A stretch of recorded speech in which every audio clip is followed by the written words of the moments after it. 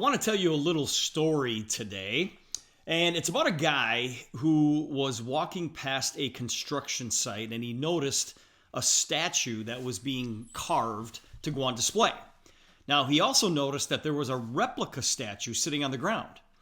The man asked the artist if the two statues were needed for the project. Well, the artist replied, no, the first one is damaged. And the guy says, well, what's wrong with it? And the artist said, well, there's a scratch on the nose. And apparently the scratch was barely visible. So the man asked the artist, he said, well, where is the statue going to be placed? And the artist pointed to a column. And he said, I'm going to put it on top of that column, and it's going to stand about 20 feet in the air. Well, the man said, well, if it's going to be 20 feet away, no one will notice the scratch. The artist put down his tool and looked at the man and he said, I will. I'll notice. Your desire for excellence should be exclusive to whether anyone else sees it or not. It's not for someone else to notice, but it should be for your own satisfaction. Guys, excellence is a drive that comes from inside, not outside. You don't climb a mountain with the intention of the world seeing you.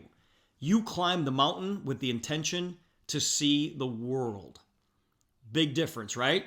Steve Jobs, obviously the founder of Apple, he tells a story about his dad and how his dad taught him to do things the right way. His dad built a fence around his childhood home, and Steve said it was perfect. This fence was perfect. Even the wood that no one could see was perfect.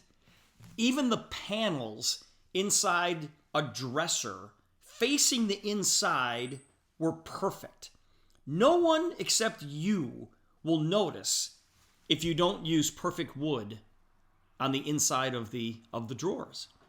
The quality needs to be carried and followed all the way through the project.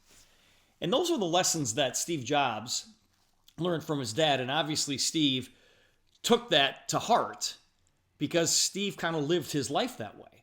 This was the defining character that Steve Jobs brought to the world in everything that he created.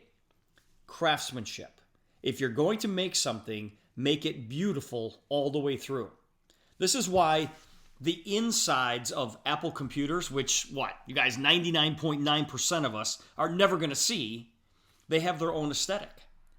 There have always been options besides Apple. Lower prices, better technology. But even if you can't see the excellence, you can always feel it. Excellence has a presence. It transmits, it speaks without having to say a word. Even the Apple box. Have you noticed? And obviously I'm an Apple user. And some of you are Android users going, Steve, I don't even know what you're talking about. Well, listen, the Apple box, the box that the product comes in, it's different.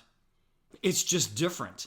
You see excellence even in the box. So today, what I want you to do is I want you to practice excellence in just one thing that you do today. All right? Practice excellence in your workout, in your follow-up, in your reaching out to new prospects. You know, that project around the house.